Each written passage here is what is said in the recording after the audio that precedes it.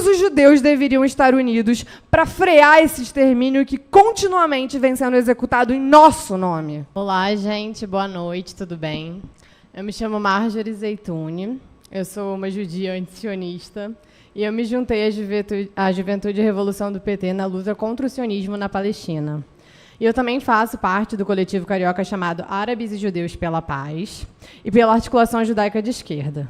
Só para responder o colega ali, até quando eu estava agora no último evento do lançamento do livro do Breno Altman, e foi justamente o que ele falou: se não fosse pelo dia 7/10, eu não me colocaria como uma judia antisionista. Então, foi graças a esse dia também, e tudo que vem se desdobrando dele, que o mundo está conhecendo a ocupação, a invasão, como a gente queira chamar.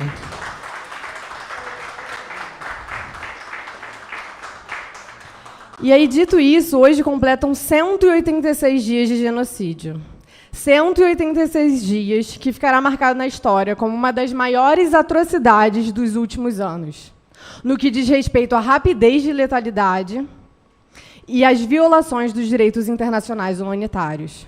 Durante esses 166 dias, aproximadamente 35 mil pessoas foram brutalmente assassinadas em Gaza, onde mulheres e crianças representam 70% desse total inaceitável, o que escancara ao mundo quem são os verdadeiros alvos do Estado sionista.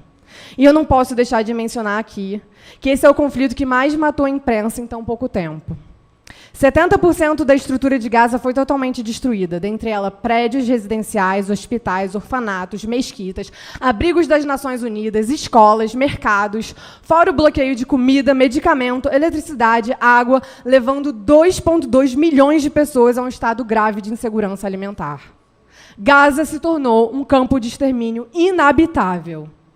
Hoje, nós sabemos que uma ofensa desse escalão em Israel jamais seria tolerada pela comunidade internacional. Então, a pergunta que a gente tem que se fazer aqui agora é: como? Como, mais uma vez, a gente chegou até aqui? Crescendo num colégio, num espaço judaico, sionista, eu aprendi a hastear a bandeira de Israel. Eu aprendi a cantar o hino de Israel semanalmente. E eu aprendi que Israel era o verdadeiro lar para todos os judeus e o único espaço que poderia garantir a nossa segurança. Mas eles falharam em nos ensinar sobre quais pilares esse mesmo Estado foi fundado e o que ele representou ao povo nativo daquele território desde o seu início.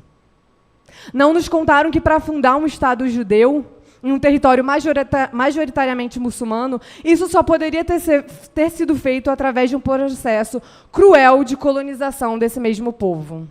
O mesmo erro a gente cometeu aqui ao contar a nossa história no Brasil. Quando a gente ensina nas escolas que Pindorama, como alguns povos nativos chamavam esse país, foi descoberto e não invadido através de um massacre que iniciou o processo de colonização aqui e que deixa suas feridas até hoje, ou melhor, que segue em curso até hoje. Quando eu estudei o colégio na minha escola judaica, nos contaram as formas perversas que os nazistas utilizavam para nos aniquilar. Mas eles nunca nos contaram como que os alemães permitiram que isso acontecesse, silenciados, anestesiados, porque todos sabiam o que estava acontecendo. Não nos contaram que esse racismo institucionalizado em um Estado ultranacionalista poderia escancarar o lado mais obscuro e mais perverso da humanidade. Omitir a verdade sobre como o Estado foi constituído, principalmente através de quais pilares ele se mantém, fez com que, mais uma vez, a gente volte a assistir um genocídio, silenciados. Foi muito difícil para mim, como judia, galgar a verdade. Eu ainda estou nesse processo. No entanto, eu consegui me desvincular de um dos principais fundamentos do sionismo, que tem a intenção de calar vozes contrárias à opressão quando mistura o próprio judaísmo com o sionismo e coage, persegue, rotula de antissemita qualquer um que ouse se contrapor a esse regime.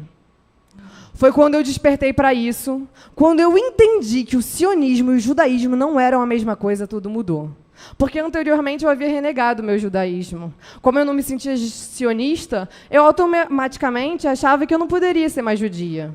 Aprender que eu posso ser judia e não ser sionista, e além do mais, que eu posso ser judia e anti-sionista, não só me permitiu reconciliar com a minha descendência, mas também me devolveu um lugar, um espaço para a minha existência. Eu reconheço que eu demorei e eu sinto vergonha disso. Mas enquanto a Palestina não for livre, a luta vai continuar. E por isso que eu digo, sem a menor dúvida agora, que todos os judeus deveriam estar unidos para frear esse extermínio que continuamente vem sendo executado em nosso nome. É preciso que todos nós nos levantemos para dizer não em meu nome, para que no futuro a gente não se pergunte silenciados novamente como todos sabiam e não se manifestaram. Netanyahu não é raio em céu azul. Netanyahu não é ele o responsável específico por um genocídio, não é verdade? O genocídio do povo palestino começou há muito tempo.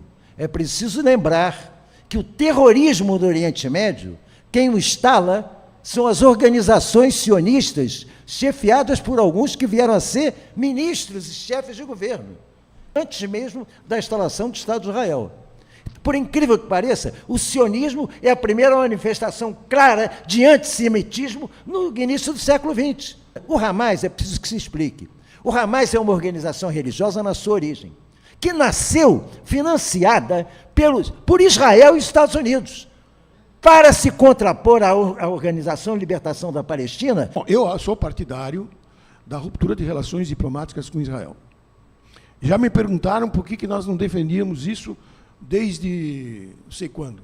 Bom, eu pessoalmente há muito tempo, mas como exigência pública, a política é um pouco a situação concreta.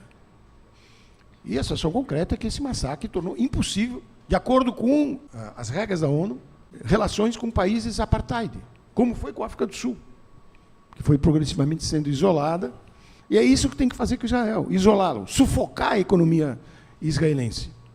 E, por fim, termino falando, eu sou membro de um Comitê Nacional de Solidariedade ao Povo Palestino, e nós estamos encaminhando, ainda este mês, uma audiência com a Amorim, para ouvir dele e colocar o que, na nossa opinião, é um processo que deve ser acelerado, de ruptura das relações com o Estado genocida, apartheid, de Israel. Um dos pilares das liberdades democráticas é o direito de informar e ser informado. No mundo capitalista de hoje, na sua fase imperialista, nós sofremos uma ofensiva ao direito ao emprego, direitos trabalhistas e sociais, uma ofensiva que é brutal mais ainda aos palestinos que trabalham no Estado de Israel. E também uma ofensiva às liberdades democráticas. Em vários países do mundo, somados, o ano de 2023 matou 140 jornalistas, 20% a mais do que em 2022. No prazo de 6 meses, foram assassinados até agora mais de 50 profissionais da imprensa, que se somam, então, a esses 140 mortos em vários conflitos étnicos, né, provocados pelos Estados Unidos, no mundo inteiro, genocídios. Para o Estado sionista, assassino de Israel, com apoio dos Estados Unidos, há que pagar qualquer preço para impedir a informação saída de dentro de Gaza, eliminando fisicamente quem a divulgue. As informações que existem, a grande mídia privada a serviço do capital trata de encobrir, omitindo, distorcendo, mentindo.